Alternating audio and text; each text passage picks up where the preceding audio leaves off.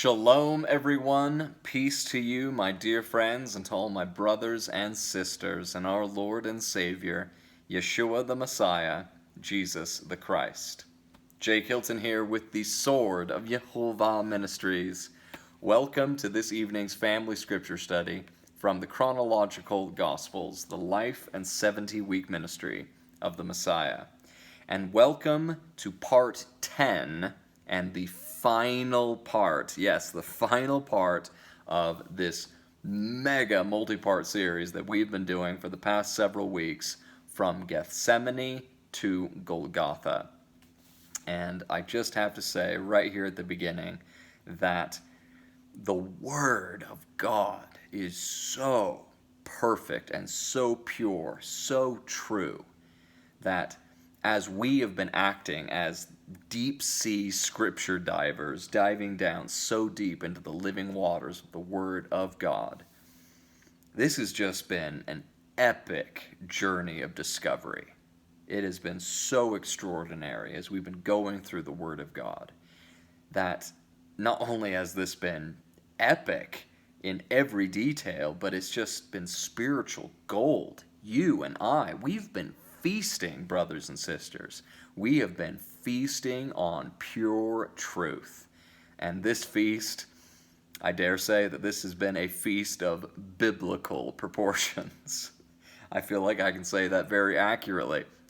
This has truly been a feast of biblical proportions and been such an extraordinary journey of discovery as we have had our eyes opened and our ears opened to see and hear and receive, our hearts softened to receive all that the Father wants us to see, all that the Father wants us to hear, all that the Father wants us to receive. It's been a feast of biblical proportions, and it's just going to continue in this evening's teaching. But in the previous 9 parts of this series, from Gethsemane to Golgotha, we have seen everything from Gethsemane to Golgotha. We have seen Yeshua, this perfect and spotless, without spot, without blemish, without wrinkle, without any sin. He lived a perfect life, never transgressing the commandments of God. He's absolutely perfect in every way. Yeshua, the Passover lamb that does take away the sin of the world, he enters that garden of the olive press called Gethsemane.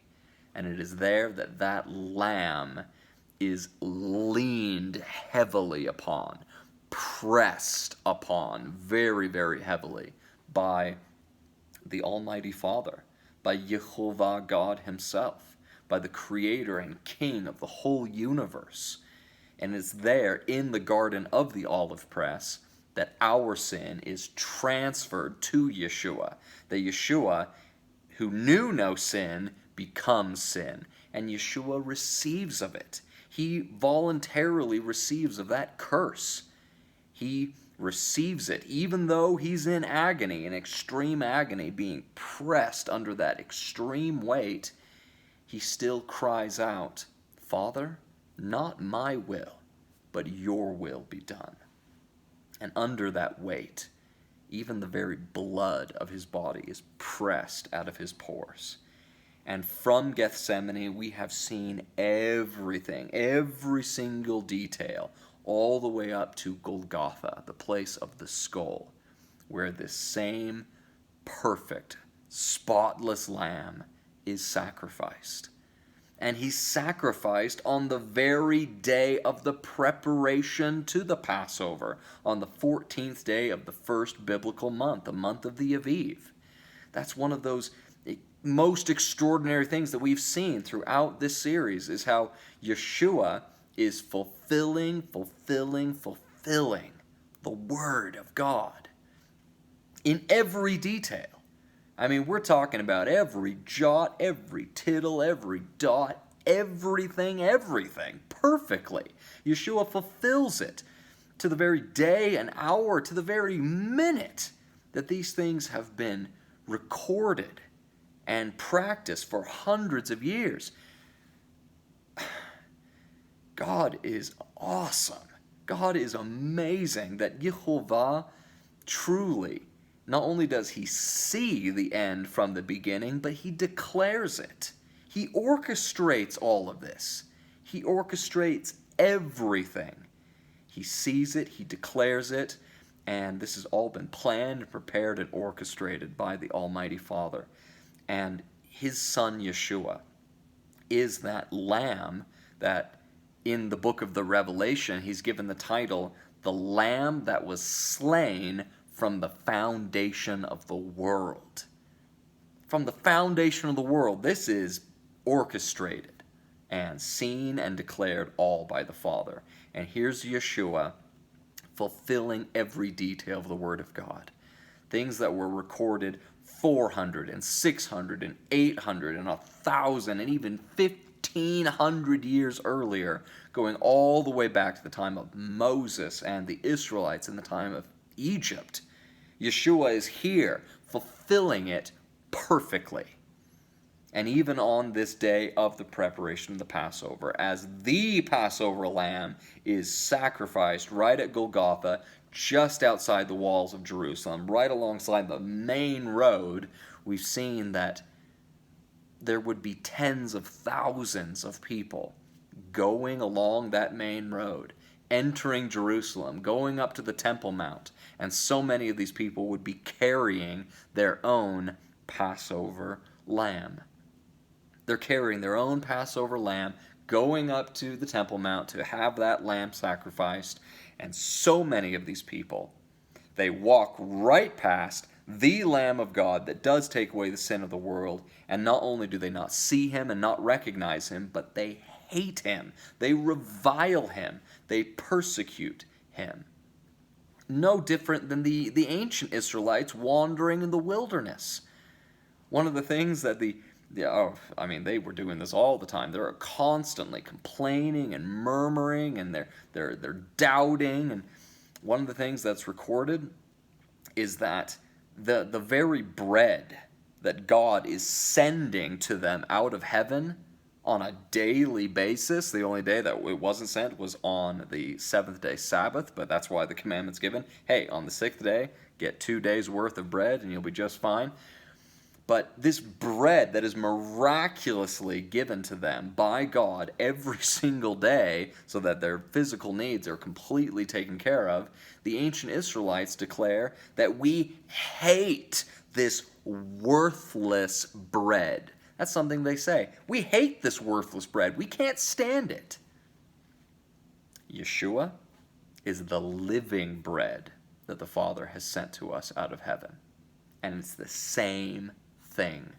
People pass right by that living bread, and in their hearts they're saying, I hate this worthless bread.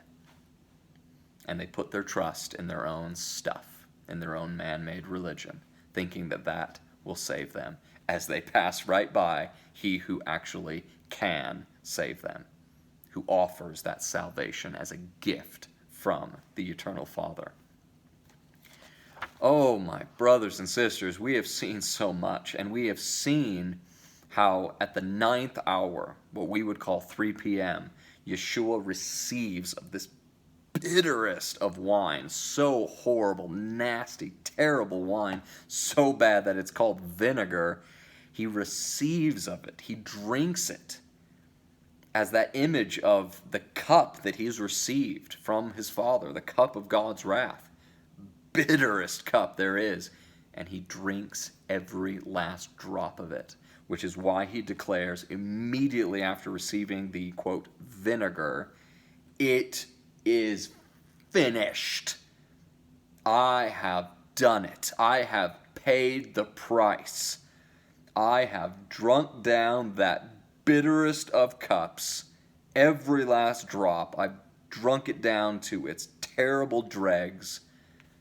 The debt is paid and paid in full. And then his final words in mortality is, Father, Abba, into your hands I commit my spirit. And he gives up the spirit. and the veil of the temple is rent in two from the top to the bottom. The earth quakes, the rocks are fractured. And yesterday in part 9, we got to see that witness of witnesses. A greater witness than any man or any woman on planet Earth could ever provide, could ever give concerning Yeshua. We saw the witness of God himself, the testimony of the Father concerning his Son, that his Son Yeshua truly is the promised Messiah. As John records in 1 John chapter 5, verse 9, whether we accept the witness of men or not, the witness of YeHoVaH is far greater. And this is the witness. From verse 8, that witness being 3 that bear witness in the earth, the Spirit, the water, and the blood. And these 3 are a unified witness. This is the witness which YeHoVaH has testified of his Son.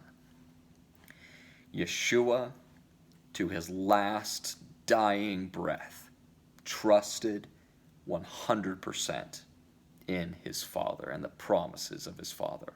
He commits his spirit into the hands of the Father, trusting to the very, very end. And today, in the final part, part 10 of this teaching series, we're first going to see the burial of Yeshua's body. We're going to see that burial, but primarily what we're going to be seeing today is what is actually happening with Yeshua during these 3 days and 3 nights. What do you mean, Jake? What do you mean what's happening to him? We know what's happening because, we know where he is. His body is in the tomb of Joseph of Arimathea, that new tomb that no one had ever been laid in before. Yes, that's where his body was placed, but what about his spirit? That's the question that I would ask. His body is in the tomb for 3 days and 3 nights, but where is his spirit? In this, part 10, the final part of From Gethsemane to Golgotha, we are going to first cover the burial of Yeshua's body, but then we are going to ask the question, where is Yeshua's spirit during this same time, those 3 days and 3 nights? And by the word of God, we will answer that question. Thank you, my friends, for joining me for this final part of From Gethsemane to Golgotha. And if you'll join me now with a word of prayer, immediately after that prayer, we will get into this final teaching. Thank you. Our Father in heaven, Abba, our great and eternal God, we praise you and we glorify and exalt your blessed name. YeHoVaH, your name is great and glorious. Your name is true and pure and perfect. And you, Father, are holy, holy, holy. We are so grateful, Father. Our hearts just overflow with gratitude for the outpouring of your love and for all of your gifts, especially the gift of your word. And we know that your word has been given to us in 2 forms: your written word, the Bible, and your living word, your Son, Jesus. We praise you for your word. Your word is the way, the truth, and the life, and the light. And we know, Father, that it is only by and in and through your word that we can return to you. Yeshua is the only way that we can return to you. And we praise you for this ultimate gift. We praise you, Father, that we can know with absolute certainty that Yeshua is the Messiah, as we know that Yeshua fulfilled every single detail, every prophecy concerning his first coming. He fulfilled it all.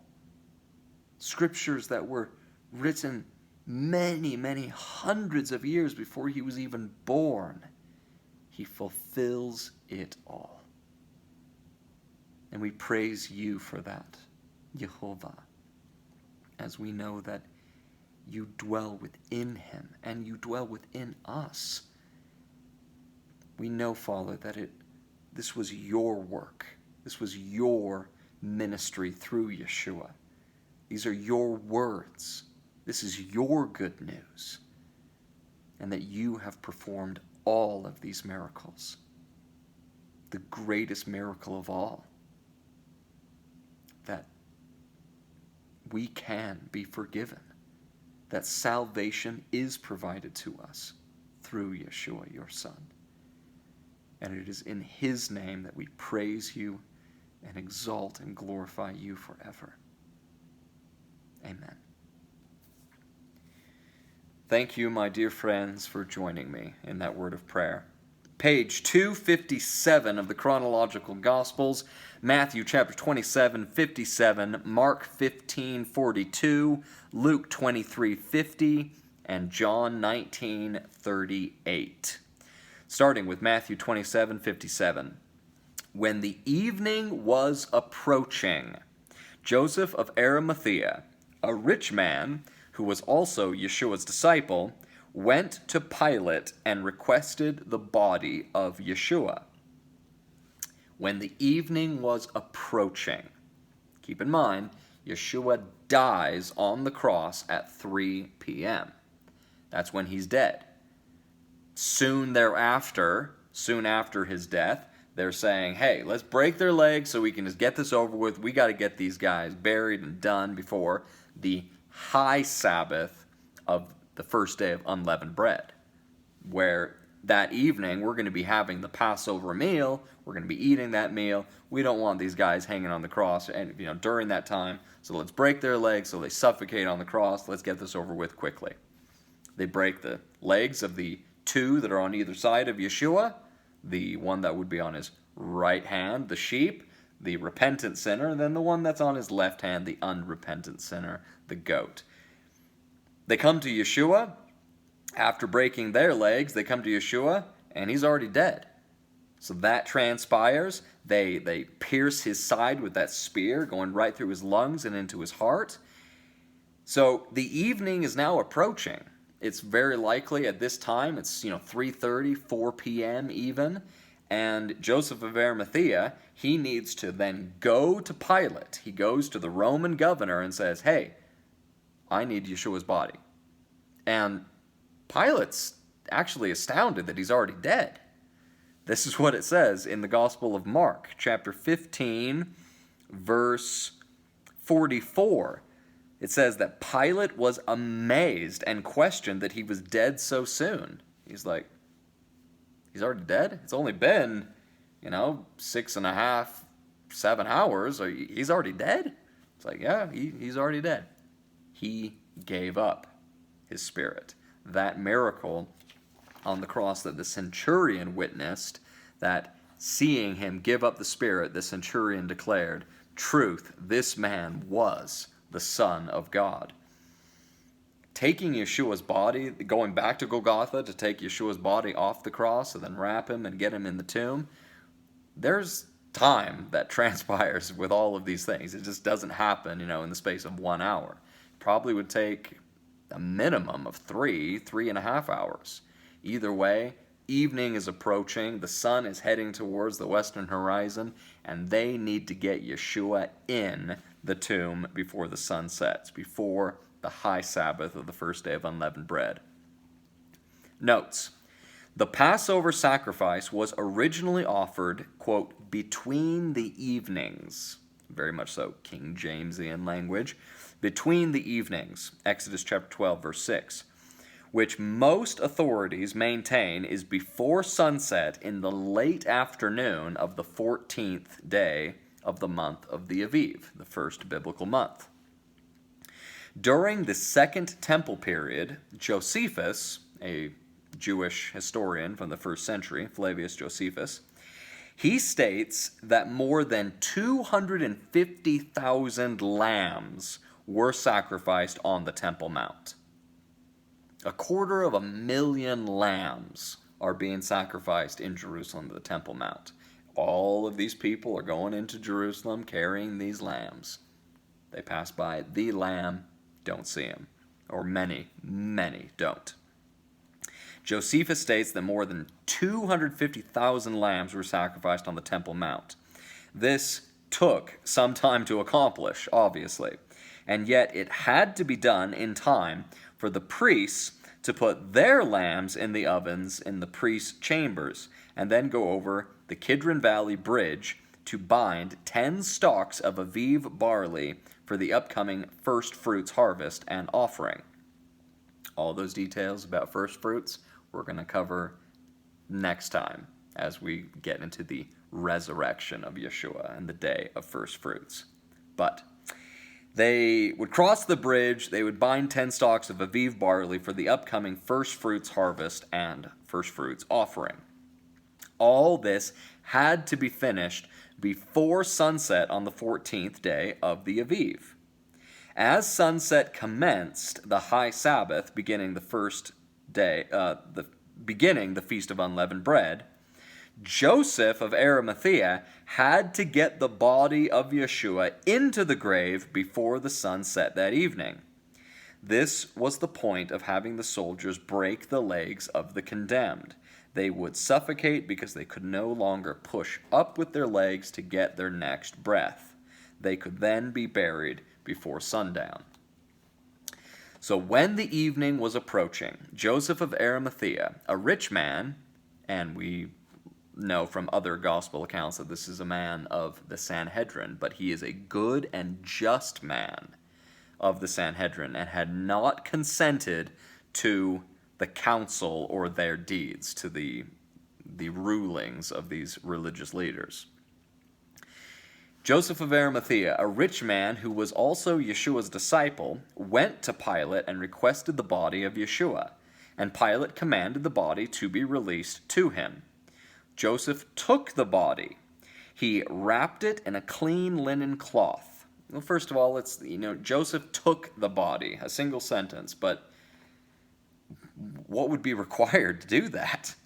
You would have to get ladders up, and then you'd have to actually lift the crossbeam with Yeshua's body on it. You have to lift that crossbeam off of the pole that's permanently set in the ground, the actual execution stake. You'd have to very carefully lift that crossbeam with Yeshua's body and lower him to the ground. Or I suppose the very first thing you'd have to do is you'd have to pull the nails out from the feet, because those nails are actually driven into the execution stake, the vertical pole. You'd have to do that first. You'd then have to lift that crossbeam off and lower Yeshua to the ground.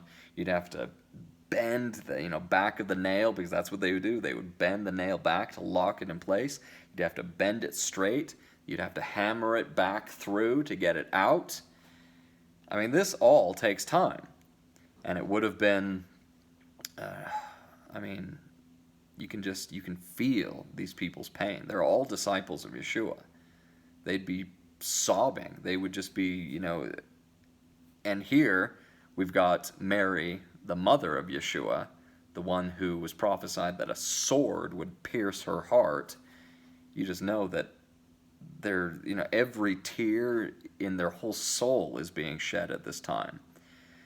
But Joseph, he takes the body of Yeshua, and he wrapped it in a clean linen cloth, and laid it in his own new tomb, which he had hewn out of the rock. He rolled a great stone over the door of the sepulchre, and departed. Mary of Migdal, Mary Magdalene, and the other Mary, this one being Yeshua's mother, who is also the mother of James and Joseph, a different Joseph, clearly, were sitting over against the sepulchre watching him, and I'm sure just sobbing. Mark's Gospel, Mark 15:42.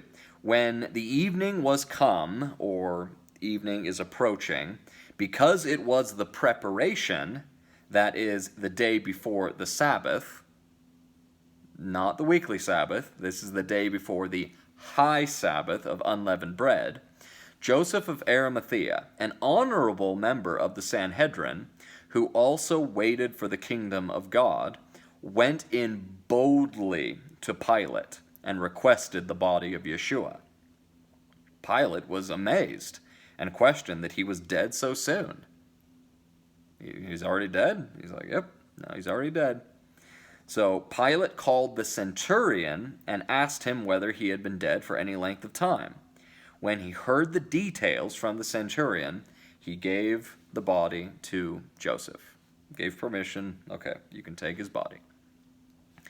Joseph purchased fine linen and took Yeshua down, wrapped him in the linen, and laid him in a sepulchre which was hewn out of a rock, and rolled a stone to the door of the sepulchre. Mary of Mary Magdalene, and Mary, the mother of Joseph, and James, and Yeshua's mother as well, beheld where he was laid. Luke's Gospel, Luke 23:50. A man named Joseph, a member of the Sanhedrin, was a good and a just man, and had not consented to the council or to their deeds. He was from Arimathea, a city of the Jews, and he also waited for the kingdom of God. Joseph went to Pilate and requested the body of Yeshua. Then he took it down. He took Yeshua's body down, wrapped the body in linen, which he has purchased. That would have taken time as well, as you got to purchase the linen. Wrapped it in linen and laid the body in a sepulchre that was hewn in stone, where no man had been laid before. So this tomb, this what we call the garden tomb, it's a new tomb. No one's been laid in it before. And it says in Matthew's Gospel, it's his own new tomb. Very likely it's, something that he had prepared for his own, burial. But he gives that to Yeshua. He gives of something that he's prepared for himself. Now, was he dying in that moment? No, we don't know exactly when Joseph of Arimathea was dying or why that he prepared, this tomb. But all things have been orchestrated by the Father. Joseph of Arimathea would have been inspired by the Spirit of God to prepare these things. And he would have been preparing it in his mind for some totally different reason. Completely different reason. There is no way that Joseph of Arimathea prepared that new tomb going, I'm going to be burying the Messiah in here. Yep. It's like, no way. He prepared it for something else, either for himself or for a family member. We don't know. But he prepared it. It was ready. It was there. And he gives of that to Yeshua, to he that Joseph of Arimathea would call his master, as Joseph is a disciple of Yeshua. So he took the body down, wrapped it in the linen that he's purchased, and laid it in a sepulchre that was hewn in stone, where no man had been laid before. That day was the preparation, and the high Sabbath drew on. The women who came with him from Galilee also followed him, and saw the sepulchre, and how his body was laid. So, these women, they've been watching him. They've seen now where Yeshua was laid, but they also saw from Luke's Gospel how his body was laid. That's important. John's Gospel, 19:38. After Yeshua's death, Joseph of Arimathea, being a disciple of Yeshua, but secretly a secret disciple of Yeshua, for fear of the Pharisees, he besought Pilate that he might take away the body of Yeshua. Pilate gave permission, and so he took the body of Yeshua. Joseph did. Notes, top of page 258. Joseph simply covered Yeshua's naked body, and I do love how Michael Rood includes that detail, naked body, as Yeshua and all that were condemned, to death by crucifixion, they were all crucified completely naked. And Yeshua needed to be crucified naked, as he was made into that image of sin commonly referred to throughout the Bible as nakedness. So Joseph simply covers Yeshua's naked body with the linen sheet and departed to help Nicodemus, another member of the Sanhedrin, who also is a secret, follower, disciple of Yeshua. And they are a secret follower of Yeshua for the same reason, because they fear the Pharisees. He departs to help Nicodemus secure the burial spices, oils, and the embalming cloth. The women did not witness the embalming process, so they made their own plans to purchase and prepare the spices on Friday after the high Sabbath, and then return after the weekly Sabbath to embalm the body on Sunday morning. Yeshua dies, he's crucified and dies on Wednesday. The sun goes down. It is now Thursday. His body is in the tomb all Thursday night, all Thursday day, all Friday night, all Friday day, all Saturday night, all Saturday day, and he's resurrected at the end, at sundown on Saturday, thus ending Saturday and beginning Sunday. But the women don't witness what Joseph of Arimathea and Nicodemus then do. They go off and they leave. John provides us with further details. John 19:39. Nicodemus, who at the beginning of Yeshua's ministry, going all the way back to John chapter 3, who at the first came to Yeshua by night, also came and brought a mixture of myrrh and aloes, about 100 litra, a weight of about 12 ounces. So this is a total of about 75 pounds of myrrh and aloes. That would have been expensive. That would have been very pricey. But this is Nicodemus's gift. Joseph of Arimathea gives Yeshua this gift of his own tomb. He's going to give that gift. Nicodemus gives this gift of 75 pounds of a mixture of myrrh and aloes, 100 litra.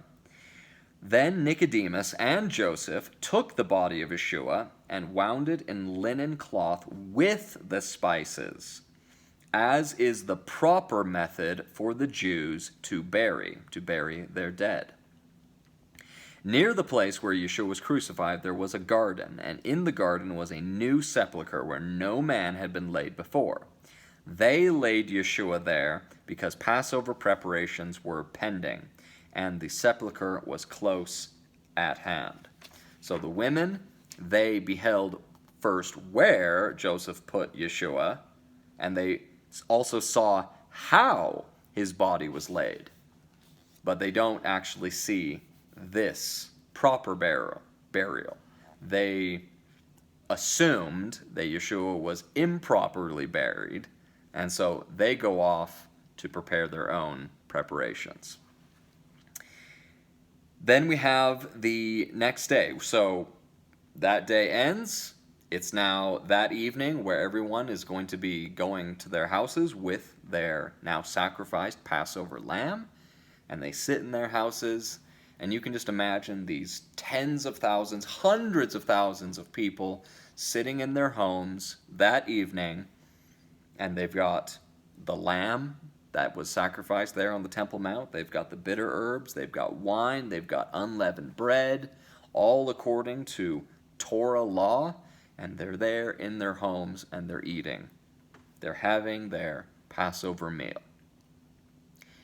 How many of them, completely oblivious to the fact that the Passover lamb is just a few hundred yards away, just outside the walls of Jerusalem, and that he had been sacrificed that very day, and that the flesh and wine or blood that they should be consuming is that living bread and living wine or blood. Yeshua taught that from John chapter 6, that you must eat of my flesh and drink of my blood if you want eternal life. So we have hundreds of thousands of people, and there they are this very night eating this Passover meal, thinking that I have life. I have life. I have salvation. So many of them totally blind to the truth. Never could see it. Never could recognize it. And, we hope that, many of these people, did have their eyes open eventually, as there were a great many people after this that were, they were brought to that knowledge that Yeshua is the Messiah. But we just need to make sure that we are not, found among the blind, not found among the deaf. We need to see and we need to hear the truth. And so we need to make sure that while we ourselves celebrate Passover, of course we do. We love celebrating Passover. But we don't put our trust in this. When we celebrate Passover and we're eating lamb and we're eating unleavened bread and bitter herbs and we're drinking wine, things like that, we never, ever, ever think that this provides me with life, that somehow this animal here has taken away my sins, that I am cleansed by doing this. No. We simply look at it and acknowledge what it's pointing to. We know that that lamb is pointing to Yeshua. We know that the unleavened bread that is pierced and it looks like it's been bruised. This is what, matzah looks like. It looks like it's been bruised in the baking process. And it's unleavened, an image of being without leaven, without sin, and drinking that wine. We acknowledge that all of these things are symbols of Yeshua. The lamb is Yeshua. The bread, unleavened bread, is Yeshua's body. The wine is Yeshua's blood. And the bitter herbs is that image of the bitterness of sin. The bitterness of sin. So that's something that we experience in this life. But that's what's going on this evening, is you have hundreds of thousands of people in Jerusalem and this region. They're all celebrating Passover, just about all of them. And so many of them don't know what it's really all about. They've missed the mark. They've not been seeing and hearing with spiritual eyes and spiritual ears. But it says that the next day, Matthew 27:62, on the day that followed the day of the preparation for the high Sabbath, so this would now be Thursday. Thursday day, it is the high Sabbath, it's the first day of unleavened bread. The ruling priests and Pharisees came together and they went to Pilate, saying, "Sir, we remember that while he, Yeshua, was yet alive, that deceiver," that's how they refer to him. These people, these religious leaders are the exact type of people that I'm talking about. That every single one of these religious leaders, they all celebrated Passover the previous evening. Every single one of these ruling priests and Pharisees was in their place, whether that's in their own home, or whether it's in the priest's chambers. They're actually on the Temple Mount. Every single one of them was observing the Passover the previous night. And these are the same people that caused Yeshua to be crucified, scourged and crucified to begin with. These are the same people who hate Yeshua. These are the same types of people that I mentioned earlier, like the Israelites in the wilderness. They say concerning that bread out of heaven, we hate. Our soul abhors this worthless bread. What do they call Yeshua? He's a deceiver. He's pure truth, sent from God, living bread out of heaven, but no, he's a deceiver. These are the exact people that Yeshua is talking to on the Temple Mount in Matthew 23, that he's saying, if you don't repent of your evil, how can you possibly escape the damnation of hell? Oh, but we're keeping the commandments of God. No, you're not, because you look at the living bread and call it worthless. You look at the true lamb, Passover lamb of God, and call him a deceiver. You look at the truth and you call it a lie. You look at light and you call it darkness. And the flip side, you look at darkness and you call it light.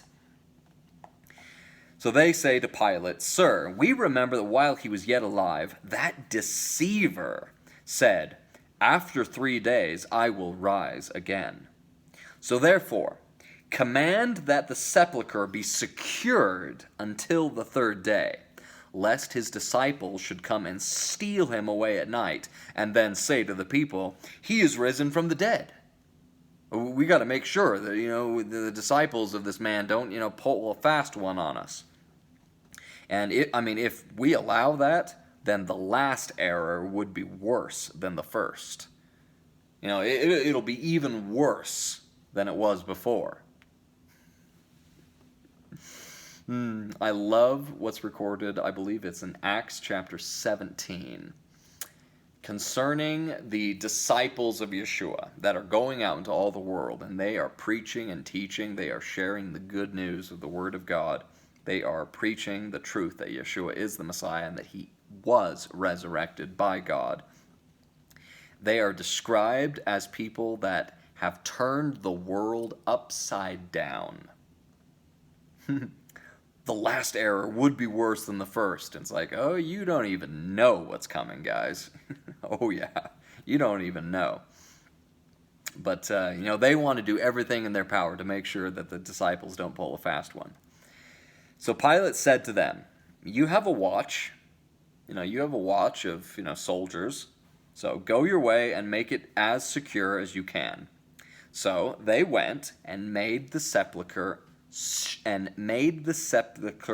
sure, sealing the stone and setting a watch. Oh my goodness, so many S's. Sepulchre sure, sealing the stone and setting a watch. That's what they do.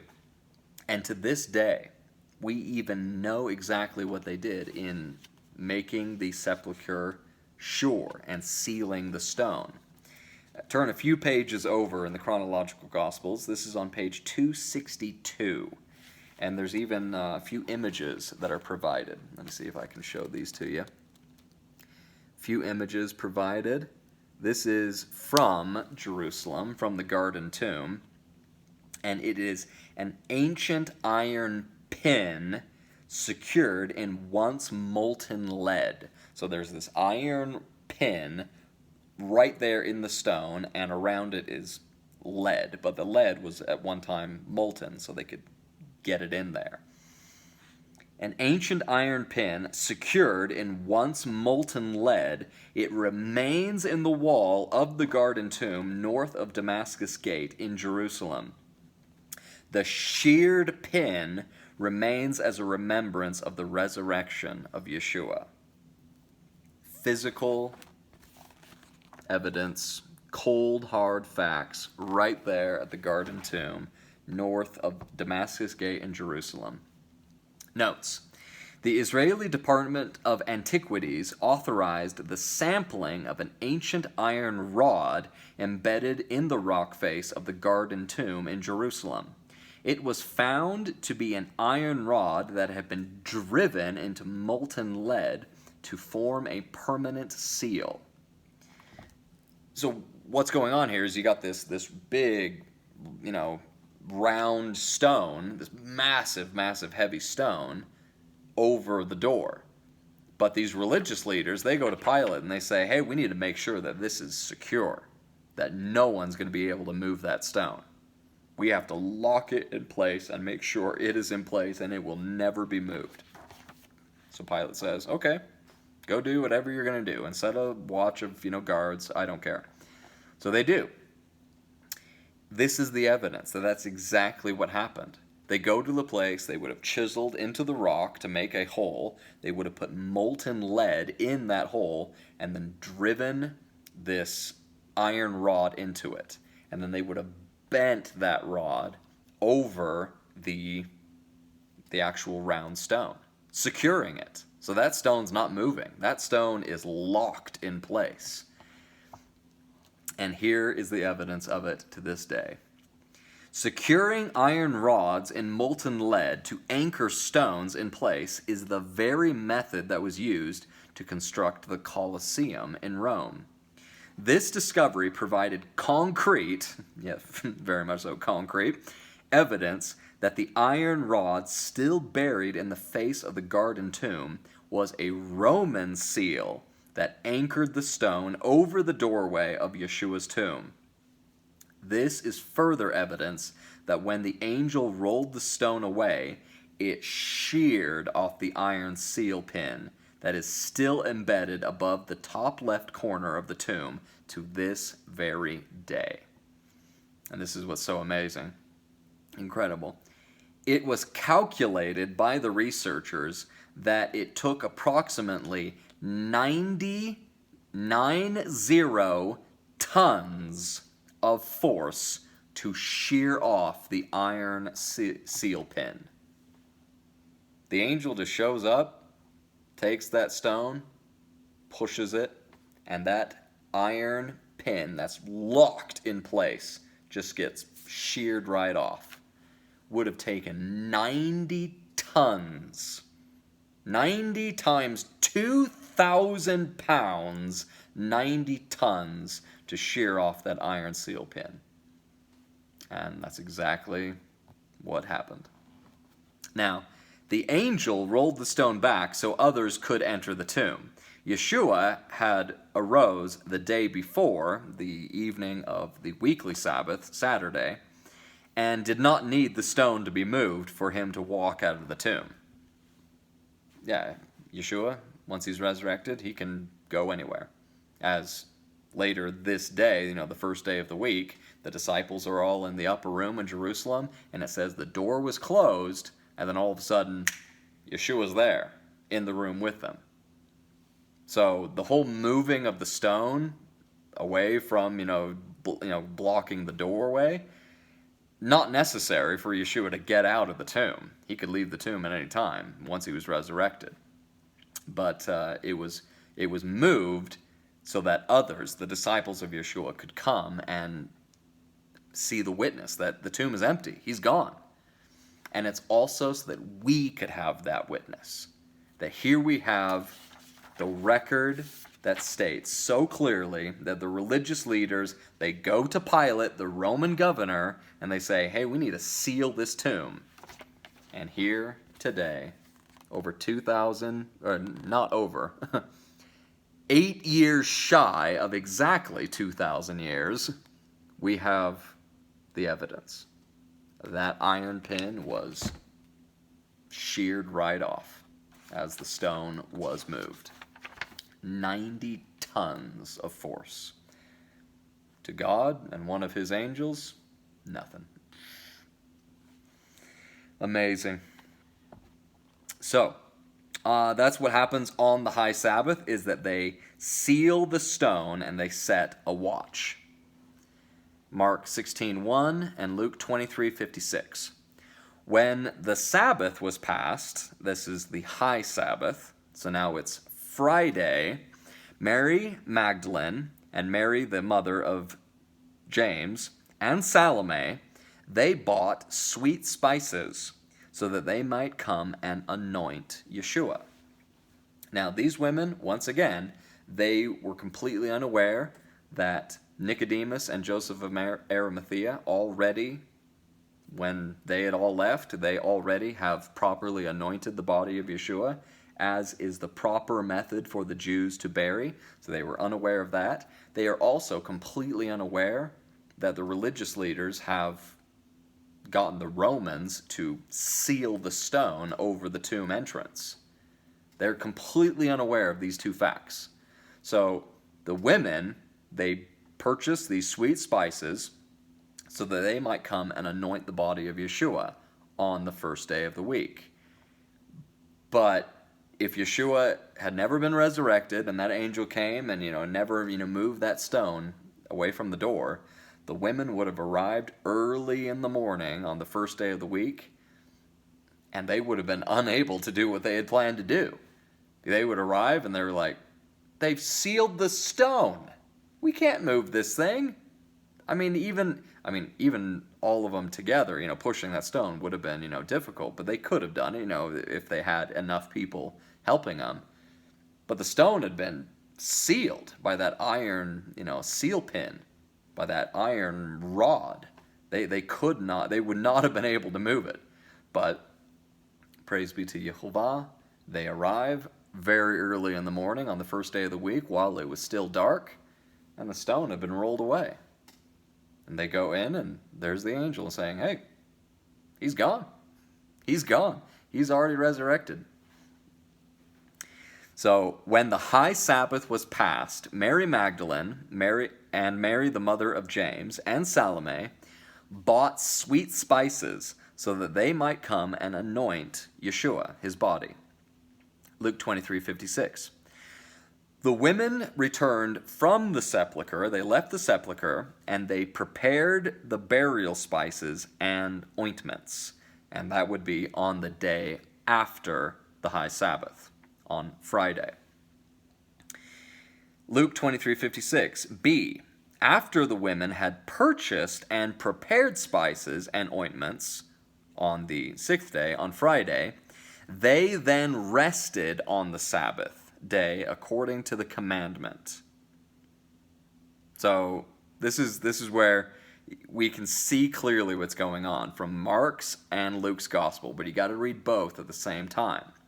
Mark says when the Sabbath was past, that's when these women bought sweet spices so they might come and anoint the body of Yeshua. When the Sabbath was past. But Luke's gospel says that they purchased these spices and prepared all of these ointments, and then they rested on the Sabbath according to the commandment. So they would have done it before the Sabbath. This is a prime example of how there are those that look at the scriptures, at the gospels, and they're like, hey, it's contradicting itself. It's like, you can't believe these books. They don't even agree with themselves. No, they do. You just are ignorant to the feasts and festivals of YeHoVaH. That's what's going on. Yeshua's dead on the Wednesday. That's when he dies on the cross. Thursday is the high Sabbath of the first day of unleavened bread. Friday is just a normal day, 6th day of the week. Saturday is the weekly 7th day Sabbath. So on this year, the 28th year of the Common Era, you would not have been able to purchase anything on that Thursday, because that Thursday is a Sabbath day. And you, of course, would not be able to purchase anything on Saturday, because that Saturday is also a Sabbath day. The only day that these women would be able to get what they needed to prepare, purchase the spices and ointments, the only day they could have done it is on the Friday. So by Friday, by the time they're doing this, Yeshua has been dead, and his body's been in the tomb for 2 days. 2 days by this point. But they purchase and they prepare all of these things, what would be on the 6th day, Friday, and then they rested on the weekly Sabbath according to the commandment, Commandment 4. Notes. It would have been very difficult to find a mercantile open for business on the single day that separated the high Sabbath, commencing the Feast of Unleavened Bread, from the weekly Sabbath. The 6th day, Friday, to this day is a half day of work in the land of Israel. It is a day of preparation for the weekly Sabbath. After the grand festivities that brought more than 2 million people into the city of Jerusalem for the Passover sacrifice, it is understandable that very few commercial enterprises would have been in operation. But nevertheless, they were able to find what they needed on Friday. They then rest on the weekly Sabbath, and their intention is, we are going to come early in the morning on the first day of the week, which is the day of first fruits, and that's when we're going to anoint the body of Yeshua. Again, completely unaware that his body has already been anointed, and completely unaware that the religious leaders have had the Romans seal the stone. The very bottom of 259. After spending, so this is the resurrection of Yeshua before sunset on the weekly Sabbath.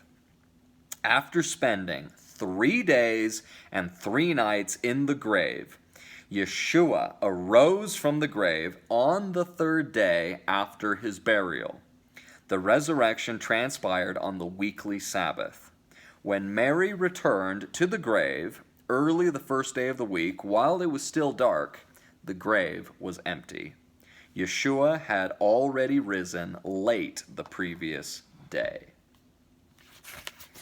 And that concludes the end of that section from the Chronological Gospels.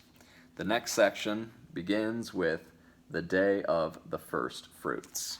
The day of the first fruits and Yeshua's resurrection.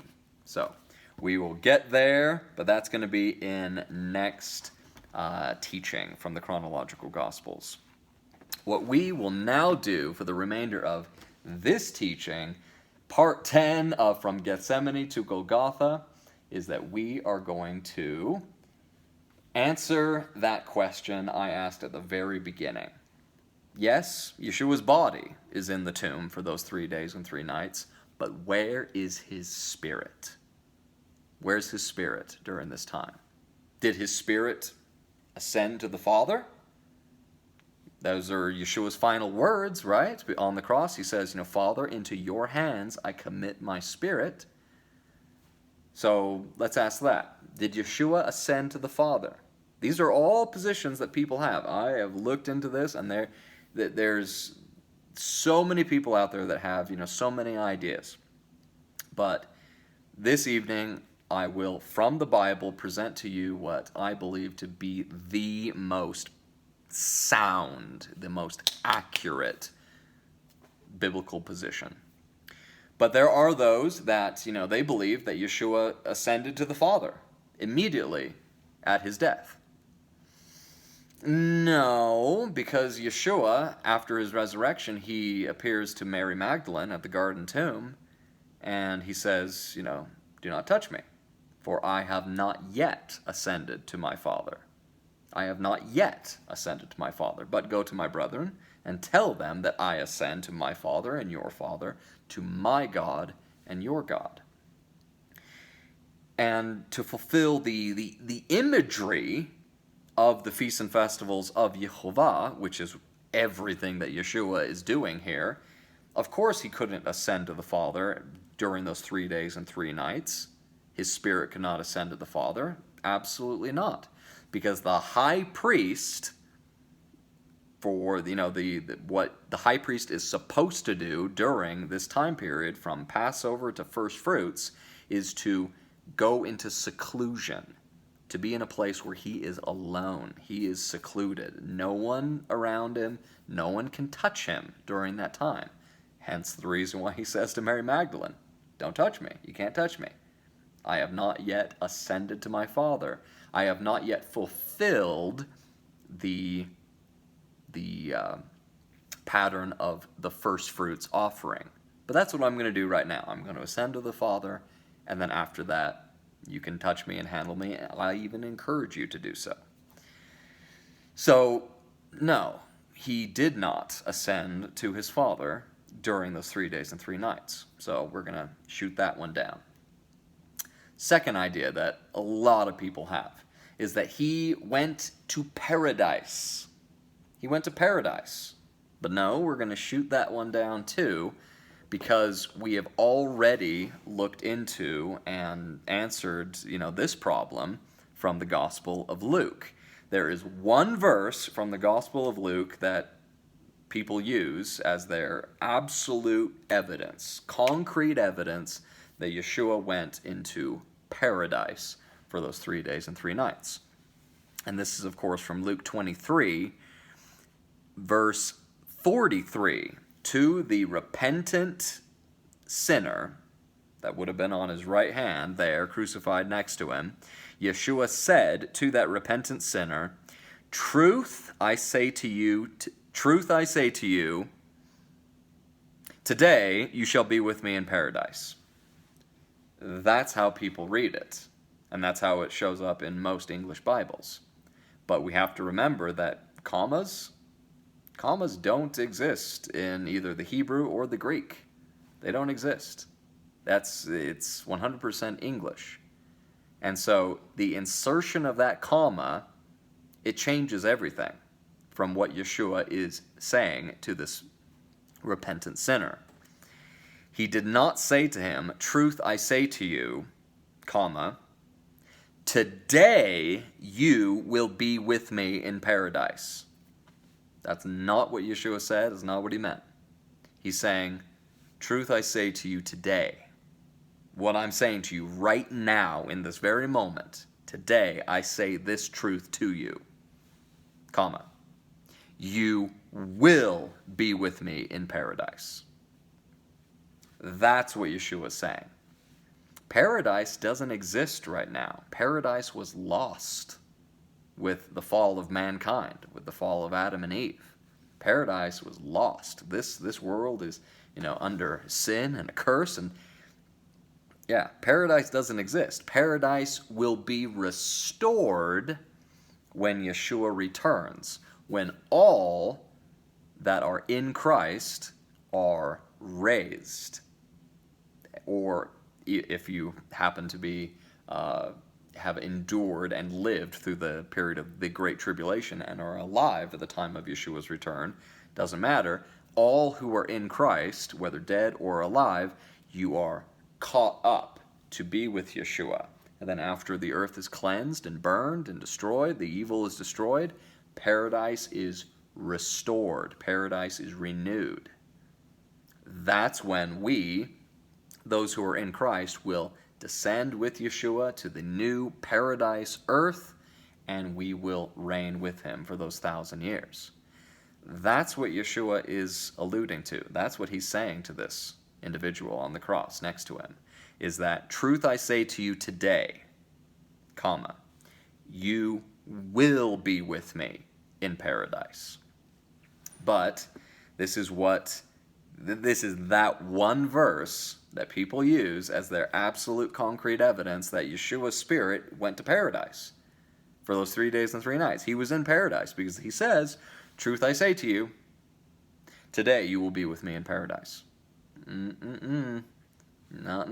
You got to make sure that you are interpreting the word correctly. You are doing what Paul says to Timothy, that you are rightly dividing or rightly handling the word of truth. The insertion of that comma before and or after the word today, it changes everything drastically. You really got to, make sure you're doing it correctly. Notes. We'll just read these notes and then move on. Yeshua emphatically told the repentant robber that very day that he would be with him in paradise. Yeshua was in the grave at the end of that day and remained there 3 days and 3 nights until just before sunset on the weekly Sabbath. He was not in paradise.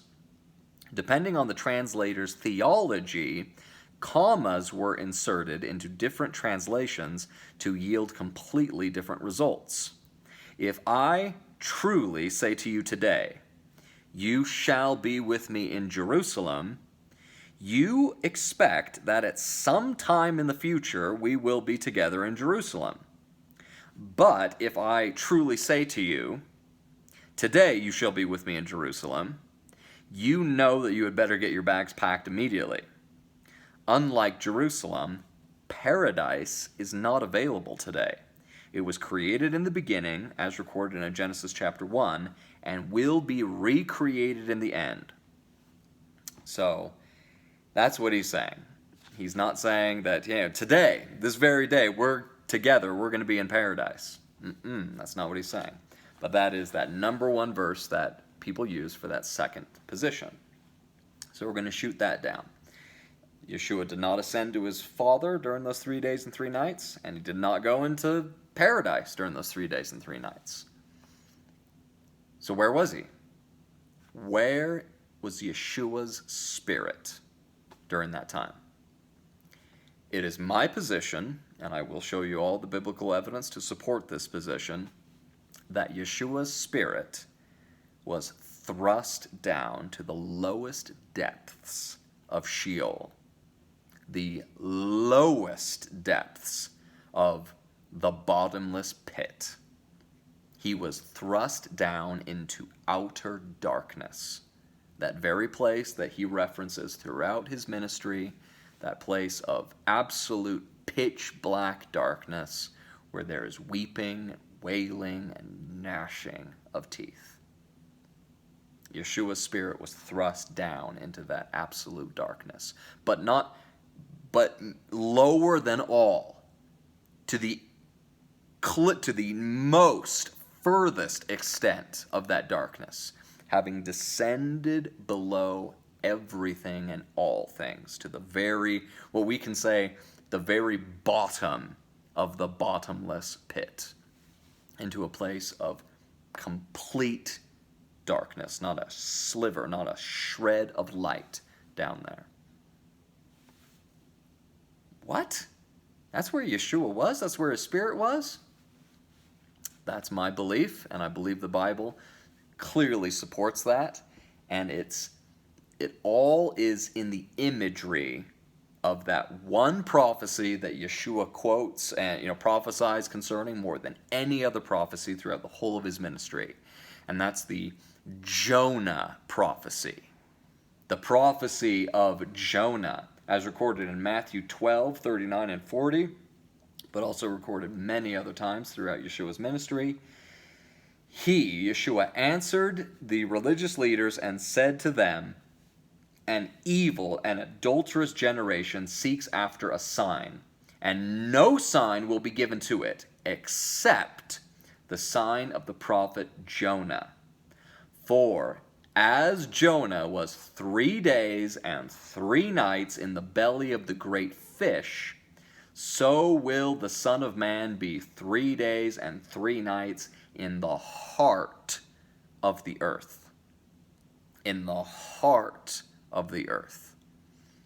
That imagery there is not just concerning his body being in a tomb. In the heart of the earth is also an image of the depths of the earth. The depths of what ancient Hebrews referred to as Sheol, or the realm of the dead.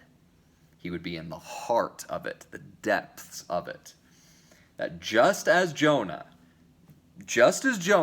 was 3 days and 3 nights in the belly of the great fish, that's very, very important, and yes, we're going to be reading all of Jonah chapter 2, and you'll see it in Jonah chapter 2. It's absolutely extraordinary.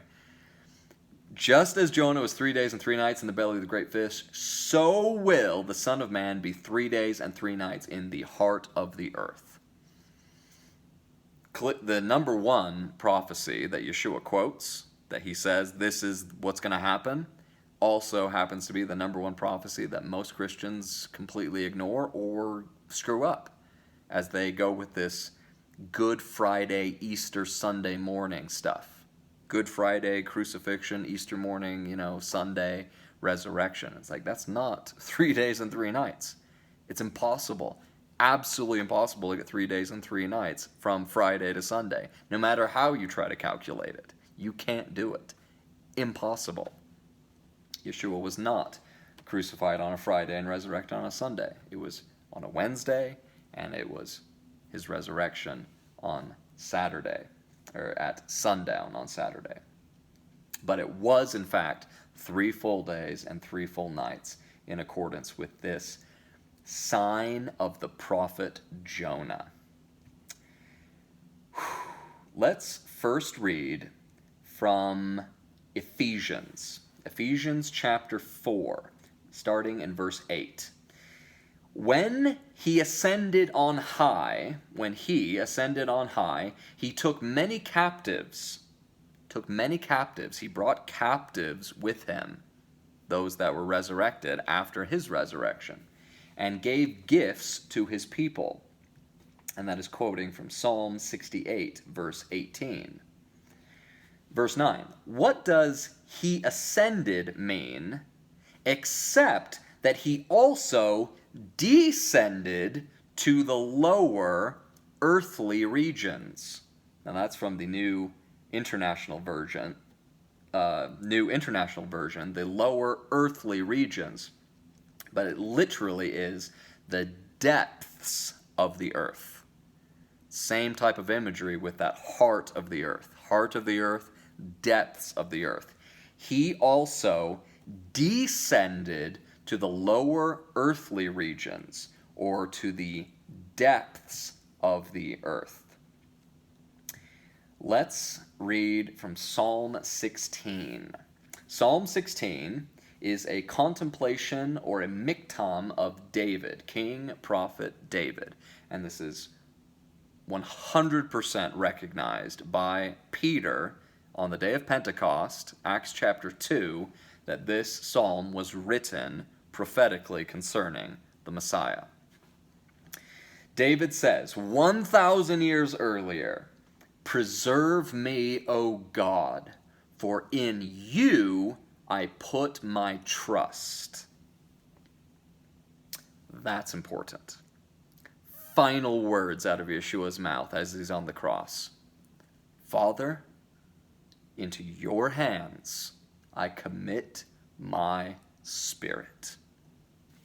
That is another way of saying, "Father, I trust you and in your promises 100%.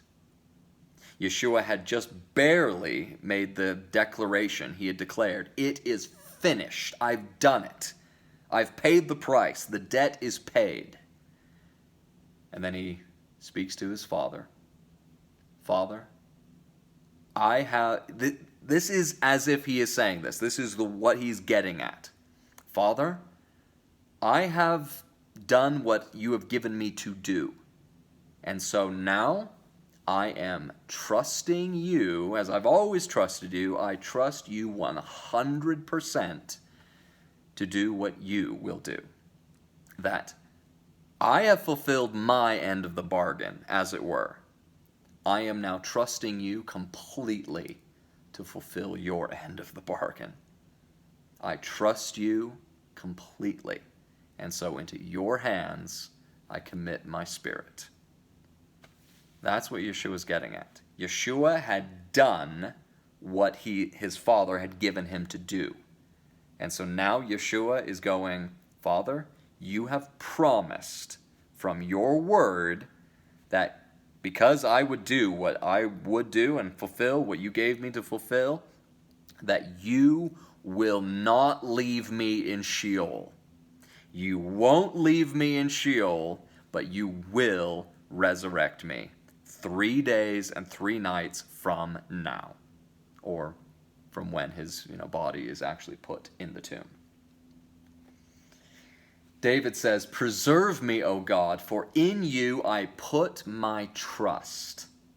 O my soul, you have said to YeHoVaH, you are my Lord." This is David writing this, but think of it 100% as Yeshua saying it. This is Yeshua saying this. It's just prophetically being written by Yeshua's ancestor 1,000 years earlier. "O my soul, you, my soul, have said to YeHoVaH, you are my Lord. My goodness is nothing apart from you." Why do you call me good? There are none that are good except God only. My goodness is nothing apart from you. As for the saints who are on the earth, they are the excellent ones, in whom is all my delight. Their sorrows shall be multiplied, who hasten after another God. Those that hasten after other gods, their sorrow shall be multiplied. Their drink offerings of blood I will not offer, nor take up their names on my lips. O YeHoVaH, you are the portion of my inheritance and my cup. You maintain my lot. The lines have fallen to me in pleasant places. Yes, I have a good inheritance. I will bless YeHoVaH, who has given me counsel. My heart also instructs me in the night seasons. I have set YeHoVaH always before me. Because he is at my right hand, I shall not be moved.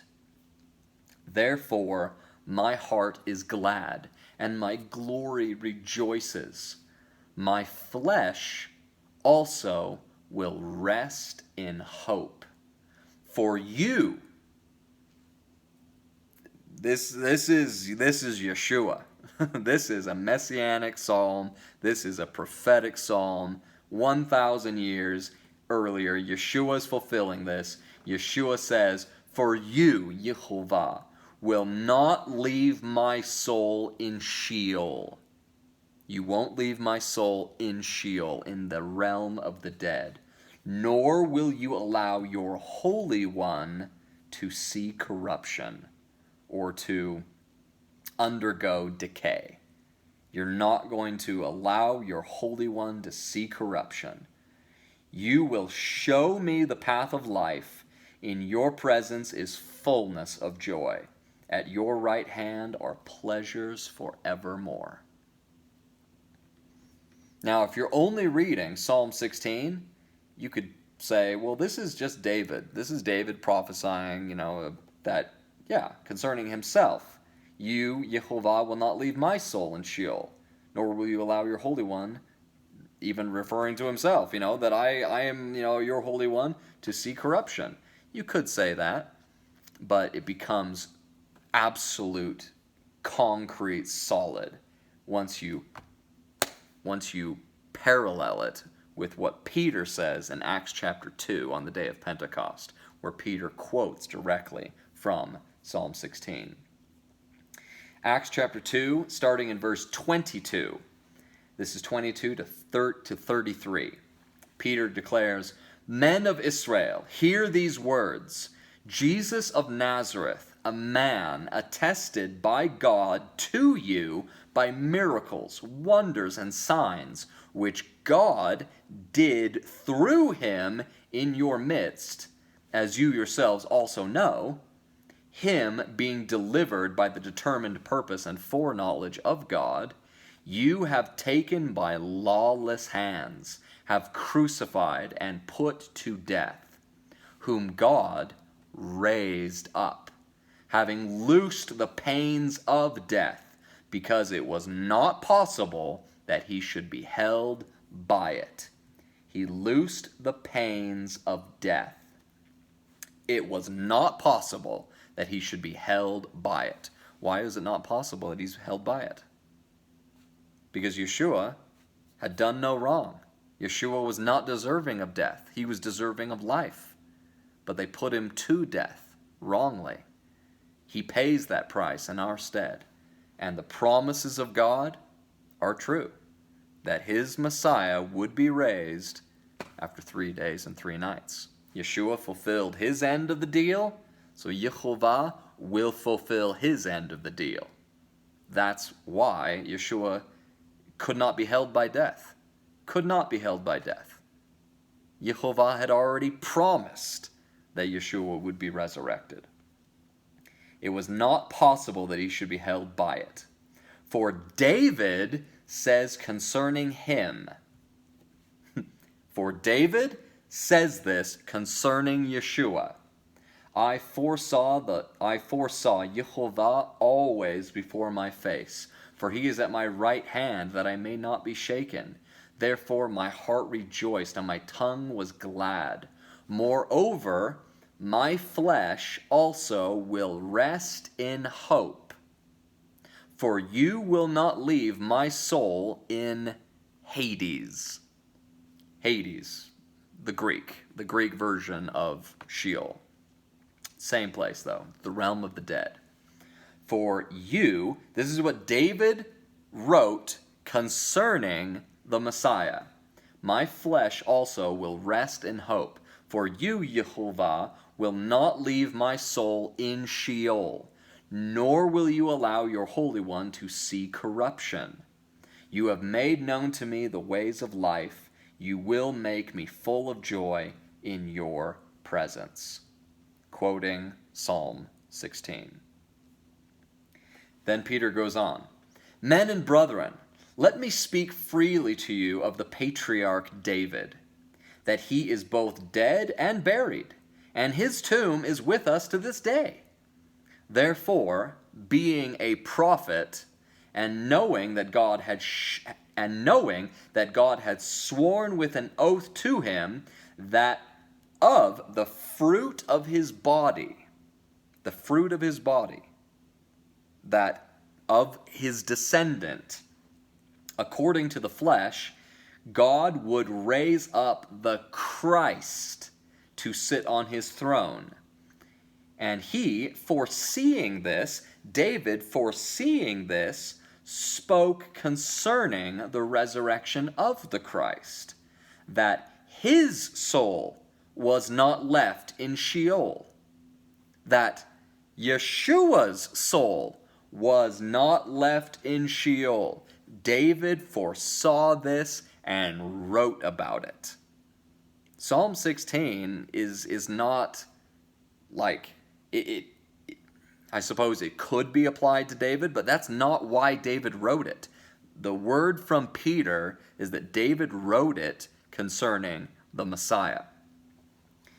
So that David, foreseeing this, spoke concerning the resurrection of the Christ, that his soul, that Yeshua's soul, would not be left in Sheol, nor would his flesh see corruption. His soul wouldn't be left in the realm of the dead, would not be left in Sheol, and his body would not undergo decay, would not see corruption. This same Jesus God has raised up, of which we are all witnesses. Therefore, being exalted to the right hand of God, and having received from the Father the promise of the Holy Spirit, he poured out this giving of the Spirit on this day of Pentecost, which you now see and hear. That's rock solid.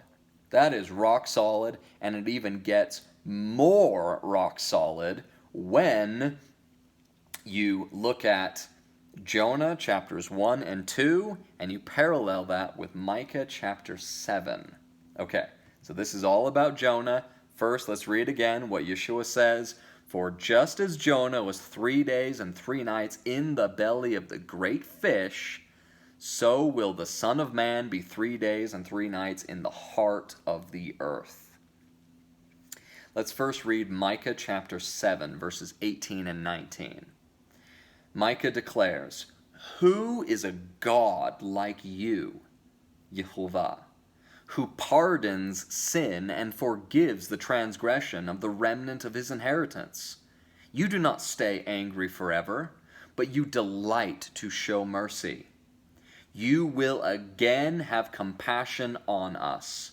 You will tread our sins underfoot and hurl or throw, toss all of our iniquities, all of our transgressions, all of our sins. You will hurl all of it into the depths of the sea." Why is that significant? Is it meant to be this literal thing, that God literally takes our sin and literally throws it into the physical ocean? No, it's metaphorical imagery.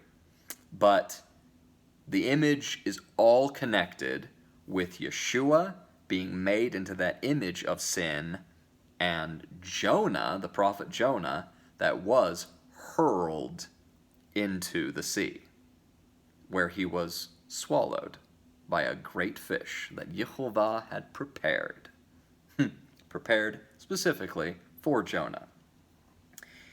You will hurl all of our sins, our transgressions, into the depths of the sea. Our sins are going to go down into darkness. Now let's read from Jonah. And this is where this is amazing. This is beyond amazing. What is actually recorded at the end of Jonah chapter 1 and then the whole of Jonah chapter 2, it's all Yeshua. It's all Yeshua. Yeshua fulfills this so perfectly. But it says here that you got this storm, that's coming up, and, the sea was growing more tempestuous. Verse 11. And Jonah said to the men on the ship, "Pick me up and throw me into the sea. Then the sea will become calm for you." I have sinned, Jonah is saying. Not Yeshua never sinned, but he was made into this image of sin. That's the image here with Jonah. He's this sinner. I have sinned. So pick me up, this image of sin, and hurl me into the sea, into the depths of the sea. Then the sea will become calm for you. I'm hoping you see this, because it is so awesome. We have all sinned, and we are all deserving of that curse of death and hell forever and ever. We deserve that. We deserve this sea that is so tempestuous. But YeHoVaH has prepared a way that sea for us is made calm. And it's through Yeshua that YeHoVaH hurled into the depths of the sea. Sin hurled into the depths of the sea.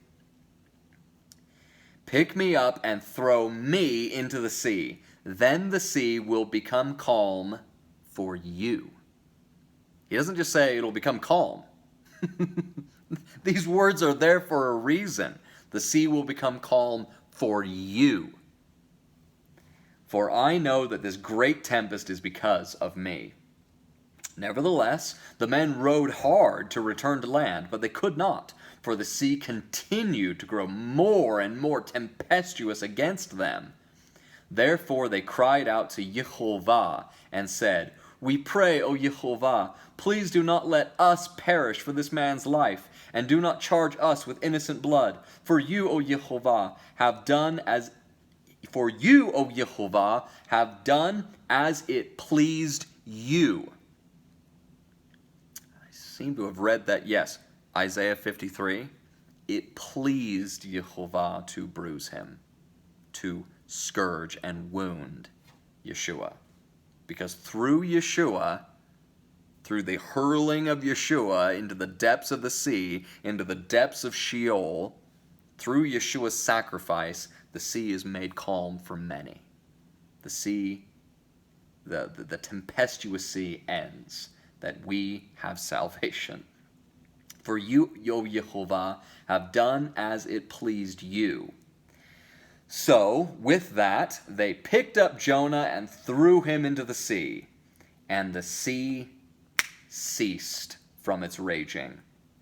Then the men feared YeHoVaH exceedingly. They honored and revered and respected YeHoVaH exceedingly, and they offered a sacrifice to YeHoVaH and took vows, oaths.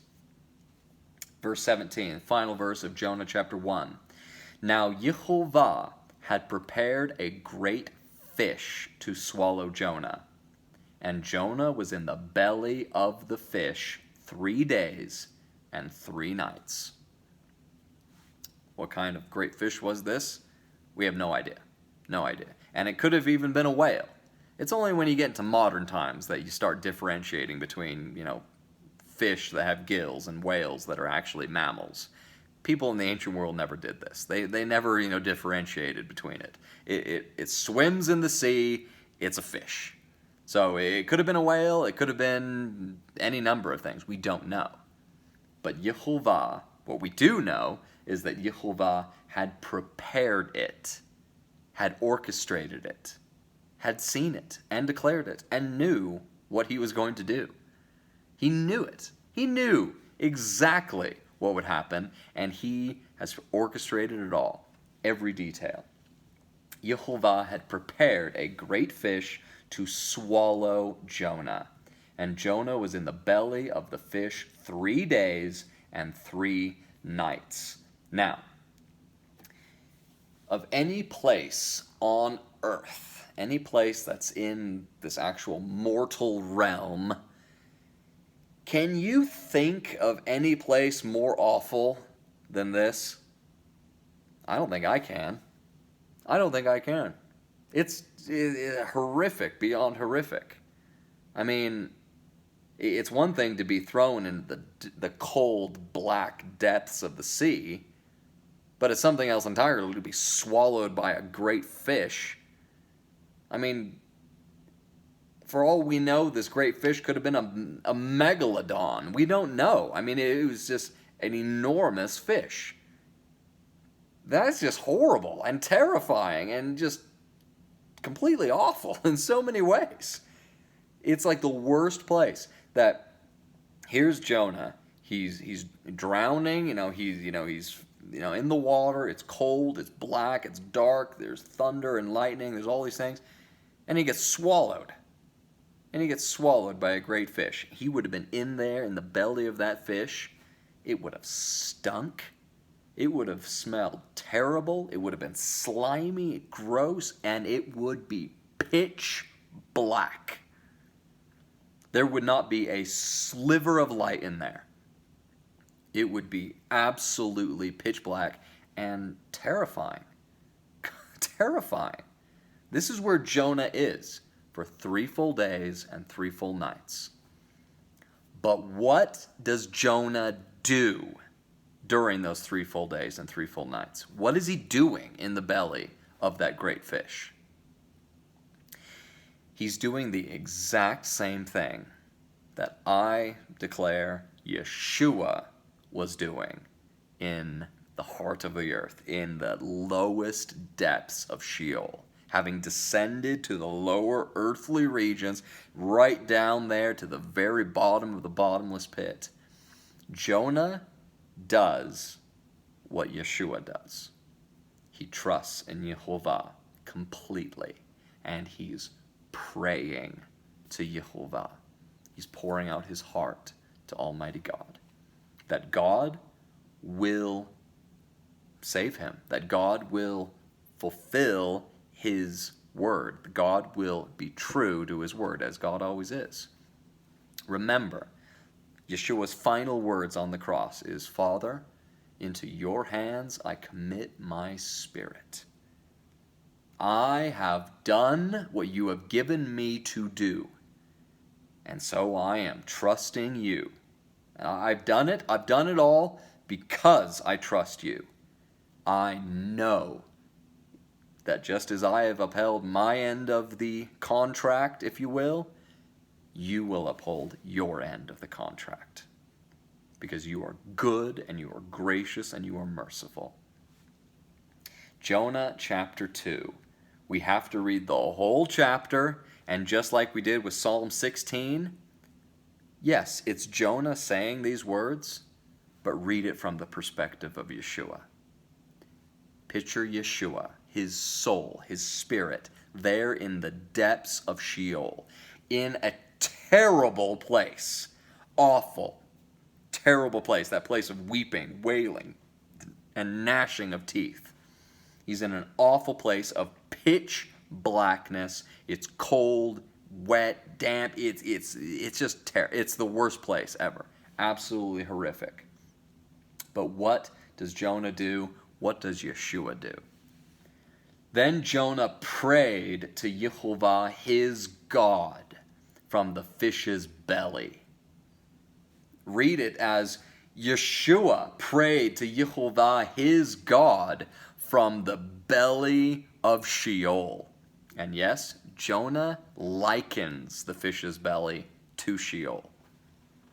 And he said, I cried out to YeHoVaH because of my affliction, and he answered me. Out of the belly of Sheol I cried, and you heard my voice. For you cast me into the deep, into the heart of the seas, and the floods surrounded me. Wait a minute, I thought it was these men that were on the ship, that they were the ones that threw Jonah into the sea. It's all orchestrated by God. God's driving this. God's orchestrating it. God's in control. Jonah knows that. So, Jonah says, "You were the one that cast me into the deep, into the heart of the seas, and the floods surrounded me." Go back to Micah chapter 7, verse 19. "You will again have compassion on us. You will tread our sins underfoot, and you will hurl all our iniquities, all our sins, into the depths of the sea." YeHoVaH does this. You cast me into the deep, into the heart of the seas, and the floods surrounded me. All your billows and your waves passed over me. Then I said, I have been cast out of your sight. Yet I will look again toward your holy temple. The waters surrounded me, even to my soul. The deep closed around me. Weeds were wrapped around my head. Weeds were wrapped around my head. Was Yeshua wrapped in anything? His body certainly was. Wrapped in a linen cloth. Burial shroud. I went down to the moorings of the mountains. The moorings of the mountains. What does that mean? Moorings means it can be also translated as the foundations or the bases. The foundations of the mountains. To the heart of the earth. To the lowest depths. I went down to the foundations of the mountains. The earth with its bars, its prison bars, closed behind me forever. Yet you have brought up my life from the pit, O YeHoVaH my God. Jonah likening the belly of this great fish to Sheol and the pit, both of which are the same place. The pit, the bottomless pit, Sheol, the realm of the dead, same place. You, YeHoVaH, have brought up my life from the pit, O YeHoVaH, my God. When my soul fainted within me, I remembered YeHoVaH, and my prayer went up to you into your holy temple. Those who regard worthless idols forsake their own mercy. They forsake he who is mercy. They regard worthless idols. Very similar language to what David writes in Psalm 16, that the sorrows of those that hasten after other gods will be multiplied. Their sorrows shall be multiplied. So those who regard worthless idols, those that go after false gods, they forsake their own mercy. But I will sacrifice to you with the voice of thanksgiving. I will pay what I have vowed. I will pay what I have vowed. I have sworn to do what you've given me to do, and I will do it. And I have done it. I will pay what I have vowed. And then he says, salvation is of YeHoVaH. The word of God is amazing. Salvation, literally the name of the Messiah himself, Yeshua, from the root Yoshia, to save. And salvation is of YeHoVaH. The full name of Yeshua, the long form of his name, is Yehoshua. Yehoshua, meaning YeHoVaH saves, or YeHoVaH is salvation. Salvation is of YeHoVaH, from YeHoVaH. And that's the end of Jonah's prayer, saying those words, salvation is of YeHoVaH. And with that, YeHoVaH spoke to the fish, and it vomited Jonah out onto dry land.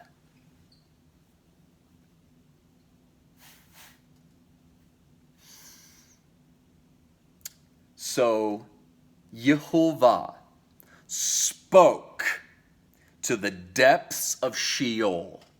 YeHoVaH spoke to the pit, to death, and it vomited Jonah, it vomited Yeshua onto dry land. Vomited Yeshua out into the land of the living. This is why Peter says that God raised up Yeshua, having loosed the pains of death, because it was not possible that he should be held by it. Not possible. Yeshua, his soul is thrust down to the depths of Sheol, to the belly of Sheol, to the lowest depths of the pit, to the moorings of the mountains, where the earth with its bars, those bars of prison and death and hell, closed behind him forever. He trusts in YeHoVaH. He's committed everything into the hands of YeHoVaH. He knows that he's not going to be in there forever. Yeshua down there in the lowest depths of pitch blackness.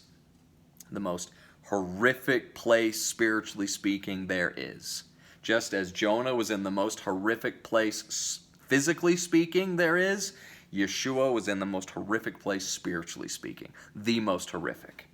But like Jonah, he trusts in YeHoVaH. He prays to YeHoVaH. Out of the belly of Sheol, he's crying out to YeHoVaH, continually trusting, never doubting, never giving up, knowing that salvation is of YeHoVaH, and that YeHoVaH would bring up his soul from the pit, from the depths of that pit. And after 3 full days and 3 full nights, YeHoVaH spoke to Sheol, and Sheol vomited the spirit of Yeshua right on out of the land, out of the realm of the dead, and back into the realm of the living, out of the watery, black, cold depths, and back onto dry land.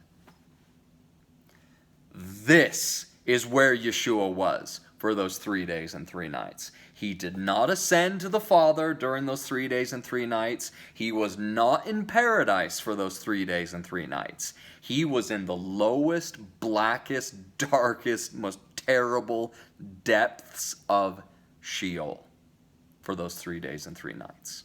He was in the, quote, heart of the earth. He was down to the moorings of the mountains. He was in the very belly of Sheol.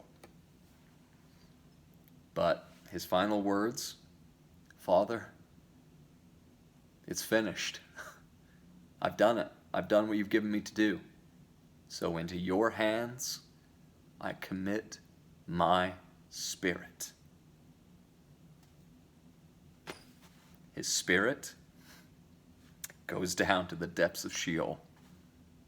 That's where his spirit goes. That's where he that knew no sin but God made into sin, God hurled that sin to the lowest depths. That's where he was sent. But like Jonah, he continues to trust. He prays, and he's saying these words. These words are coming right out of the mouth of the Messiah. And YeHoVaH spoke to the fish, and it vomited Jonah onto dry land. He spoke to Sheol, and it vomited Yeshua onto dry land. Matthew 12:39 through 40. An evil and adulterous generation seeks after a sign, and no sign will be given to it except the sign of the prophet Jonah. This is it. This is the evidence. Yeshua is the Messiah. He is the Son of God, and God did raise him from the dead, because he was in the depths of Sheol, the belly of Sheol, for those 3 days.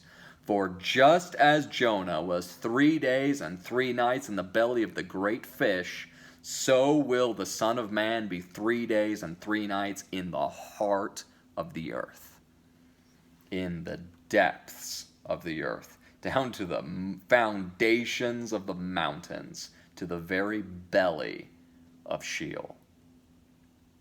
But Father, I trust you. I trust you, and because I trust you, I know that you will bring my life out from the pit. And that's exactly what God did. As Peter again declared on the day of Pentecost, that this same Jesus God has raised up, of which we are all witnesses. Therefore, being exalted to the right hand of God, and having received from the Father the promise of the Holy Spirit, he poured out this which you now see and hear. That David foresaw these things, and David spoke, and he wrote it in Psalm 16, and we can read it to this day. 3,000 years after David wrote it, we can read it and see it in all its perfection. David foresaw this and spoke concerning the resurrection of the Christ, that Yeshua's soul would not be left in Sheol, and his flesh, his body, would not see corruption.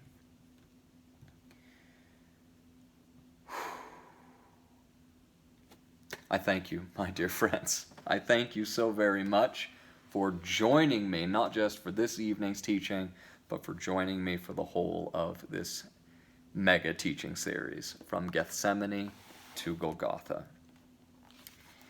Yeshua is the Messiah. I know it. I know it. Because I know the Word of God is true. And I can see these evidences. I mean, there's nothing about this is coincidence. Not one single thing. Jonah, who lived hundreds and hundreds of years before Yeshua was even born, perfectly, in every detail. David, who lived 1,000 years before Yeshua was born, perfectly, in every detail. The Bible is true. And Yeshua is the living Word of God. And He is true. He is the way, the truth, and the life. And no one can come to the Father except through Him. I know that. I know that.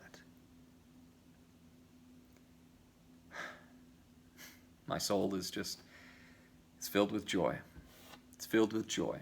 Because I know that through Yeshua, my sins they were transferred to Yeshua. The Father, He's so great that He knew all the crap that I would do throughout my whole life, even though I would live 2,000 years after Yeshua. God knew it. He knew everything that I would do that's ever wrong and stupid. Every sin I would ever commit. And He knows you. And He knows every sin you would ever commit. All of it was transferred to Yeshua in the Garden of Gethsemane. Every bit of it. And just as Micah declares in chapter 7 of his book, that YeHoVaH would hurl, would throw, would toss that sin into the depths of the sea, all of it accomplished by Yeshua. My heart is filled with so much joy because I know that YeHoVaH is my God. He's my Father and I'm His Son, having been made His Son through His only begotten, through His beloved Yeshua. I am a son of God. And I know that in Yeshua I have life. In Yeshua I have salvation. One verse that I just have to read to you. It's from the first epistle of John. 1 John chapter 5, verse 13. I write these things to you who believe in the name of the Son of God, so that you may know that you have eternal life. I know I have eternal life because I believe in the name of the Son of God. Despite all my flaws, despite all my failures, despite all my sins, I believe in the name of the Son of God. And I know that all my sins have been transferred to Yeshua, and they've been thrown down to the lowest depths of Sheol. And Yeshua, perfect and glorious, was brought out of those depths, out of the belly of Sheol, by YeHoVaH, the everlasting God. My heart is filled with joy because I know that Yeshua is the anointed one of the everlasting Father, and he is coming back. My Lord and my Master is coming back. He's coming back, and he's coming soon. And whether I live through the time of the Great Tribulation to see his actual return, or whether I die before, doesn't matter. It does not matter. Because I know that I will be with Yeshua in paradise. If I die before he returns, so what? So what? God has overthrown death and hell through the gift of his Son Yeshua. And in Yeshua, I have life, and life forever. And so do you, if you trust the Father and you believe in his Son Yeshua. These promises of life forever are also extended to you. So thank you, my friends, so very much for joining me. Thank you, thank you. May YeHoVaH bless you all. In fact, that's a wonderful way to conclude this teaching series with the priestly blessing from Numbers chapter 6. YeHoVaH bless you and keep you. YeHoVaH make his face to shine upon you and be gracious to you. YeHoVaH YeHoVaH lift up his countenance upon you and give you peace, give you shalom, in and through the gift of his Son, Yeshua. Amen. Thank you so very much, my friends, once again for joining me, and a special thank you to those that support the work of this ministry at patreon.com/YHVH. Thank you for all of your support, my dear friends and my brothers and sisters. And if you have not and do not currently support the work of this ministry, then please, this is how you can do it. Go to patreon.com/YHVH and make the choice. Just make the decision, I'm going to support this work. Become one of our month-to-month patrons, and I hope you will do so today. I'll be seeing you all very soon, my friends. God bless you, and shalom.